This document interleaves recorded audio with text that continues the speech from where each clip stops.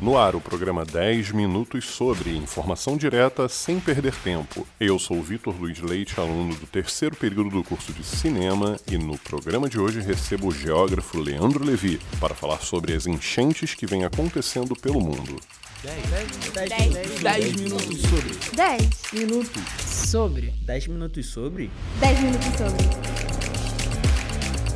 Nos últimos meses, as enchentes causaram estragos em várias regiões do mundo. Desde os alagamentos em Madrid, em 2023, as autoridades ficaram mais vigilantes sobre o assunto. Países como Indonésia, Afeganistão e Somália, que historicamente não enfrentavam o problema, passaram a conviver com a destruição causada por rios, lagos e mares que avançaram sobre as cidades de forma violenta.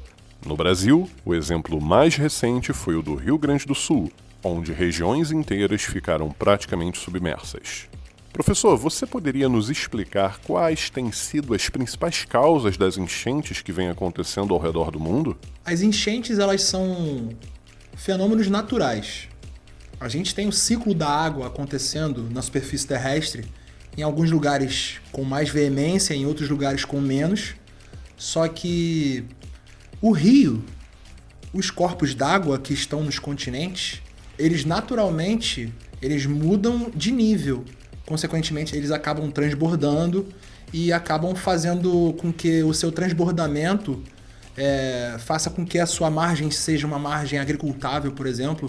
Inclusive, por isso que, historicamente, várias populações ocuparam e se fixaram em margens de rios, né? A gente pega os rios da China, os rios da Índia, da antiga Mesopotâmia, do Egito e os povos originários do Brasil, por exemplo. O Brasil hoje, como é um país que tem a maior quantidade de rios no mundo, os povos originários eles já sabiam disso, que a gente tem uma diversidade absurda de rio e os rios ajudam na agropecuária. Então a ocupação nas margens dos rios é histórica.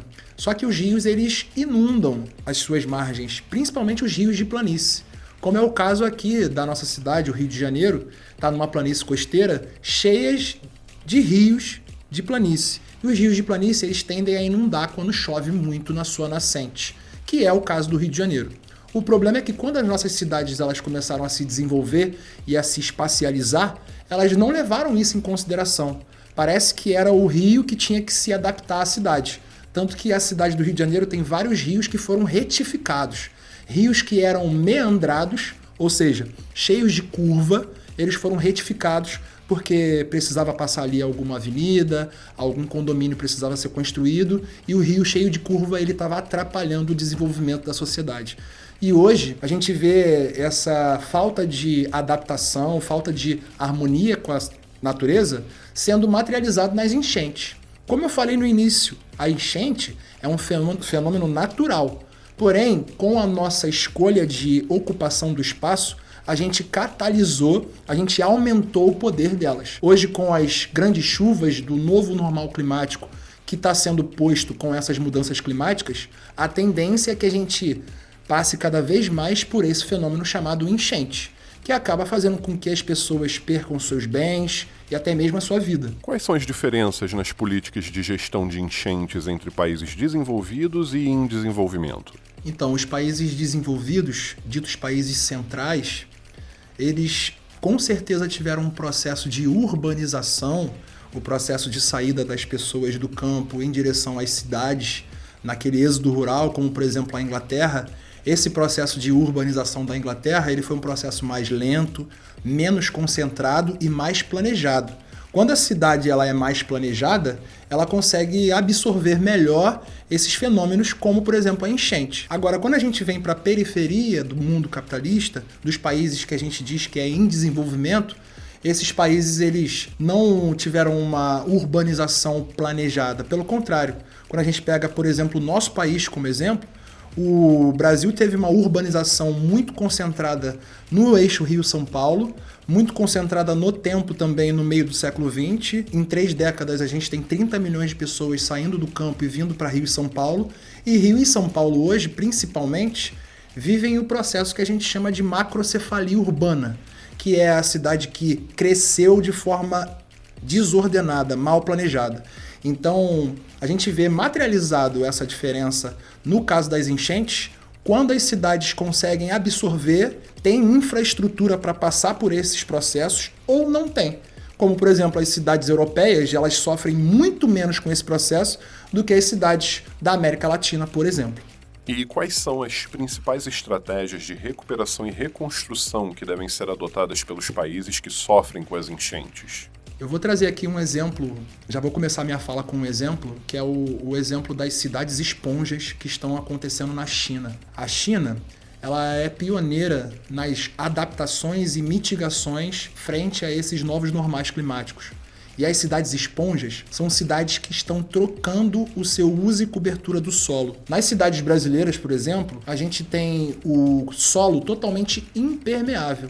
E a enchente nada mais é do que a água da chuva chegar no solo e não conseguir infiltrar por conta da sua impermeabilidade, o asfalto, o concreto. Então, quando a gente constrói uma cidade que não consegue absorver a água da chuva, a gente vai ter um problema chamado enchente, que causa diversos outros problemas. Então, usar o modelo chinês de cidade esponja, de fazer com que mais áreas da cidade tenham solos permeáveis, um reflorestamento de uma área que foi degradada, né, a adaptação dos rios com relação a não jogar esgoto, lixo nos rios, isso tudo em conjunto pode adaptar a cidade a receber melhor esse fenômeno chamado enchente. Como os governos desses países podem agir para prevenir essas enchentes? Os governos eles têm a incumbência de desenvolver políticas públicas, desenvolver e colocar em prática as políticas públicas, né? A legislação. Então, brigar lá na Câmara dos Deputados, lá no Senado, nos espaços onde essas legislações são construídas e votadas, para que cada vez mais políticas públicas de prevenção a enchentes e deslizamento de terra também sejam colocadas em prática para que menos pessoas sofram com esses fenômenos daqui para frente. E no caso do Rio Grande do Sul, o que de fato aconteceu? O Rio Grande do Sul, assim como toda a região sul do Brasil, fica numa região de convergência de ventos. É a zona de convergência do Atlântico Sul. Essa região, naturalmente, já é uma região de muita chuva. Mas com as mudanças climáticas, que é a exacerbação dos extremos, a gente está tendo um aumento significativo dessas chuvas que já eram grandes. O Rio Grande do Sul, historicamente, sofre com enchentes, tanto que tem uma enchente muito famosa de 1941, só que essas enchentes elas estão ficando cada vez mais frequentes e maiores e estão chegando em lugares que não chegavam antes. Por isso, inclusive, toda essa comoção.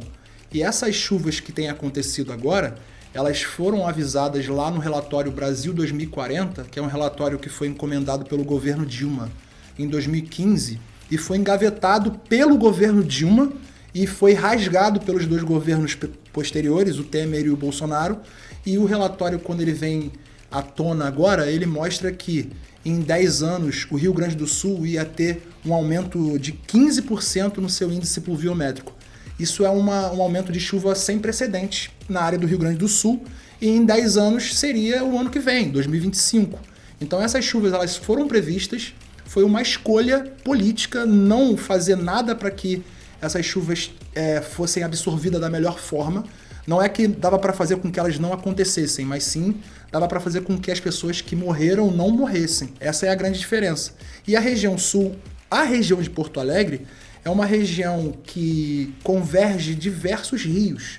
E tem o rio Guaíba, que dá no Lago Guaíba, que dá na Lagoa dos Patos, que depois vai dar no Oceano Atlântico. Então é uma região que naturalmente enche. Quando a gente escolhe não colocar dinheiro na prevenção das enchentes, a gente escolhe que outras agendas são mais importantes. Inclusive, essa foi a fala do prefeito do Rio Grande do Sul, né? Do Rio Grande do Sul não, de Porto Alegre. O prefeito de Porto Alegre falou que sabia que essas chuvas iam acontecer, só que tinham outras agendas mais importantes para resolver. Então, a gente tem que entender que existem sim culpados, existem sim responsáveis por essas tragédias, só que a vulnerabilidade natural também tem que ser levada em consideração. Então é a junção da natureza com o ser humano. O programa 10 Minutos Sobre recebeu o professor Leandro Levy. Muito obrigado pela sua participação, professor. Bom, queria agradecer o espaço para falar sobre esse assunto importante no Brasil, né? A gente tem várias cidades que passam por esse problema chamado enchente, e é um problema corriqueiro que está aumentando com as mudanças climáticas. Então é para a gente cobrar dos nossos governantes, é para a gente cobrar dos nossos representantes que eles desenvolvam e coloquem em prática as políticas públicas de adaptação e mitigação a esses novos normais climáticos. A mudança climática, ela está aí. A gente tem que assumir isso e colocar em prática planos de adaptação e mitigação para que menos pessoas sofram com esses novos normais climáticos. Agradecemos aos nossos ouvintes e para conhecer esse e outros programas é só sintonizar a Rádio Uva Barra. Esse episódio tem a produção de Vitor Luiz Leite e Thaís Andrielli. Roteiro de Thaís Andrielli e apresentação e edição de áudio de Vitor Luiz Leite. Coordenação da Rádio Uva Barra, professor Anderson Barreto. 10 minutos sobre. Rádio Uva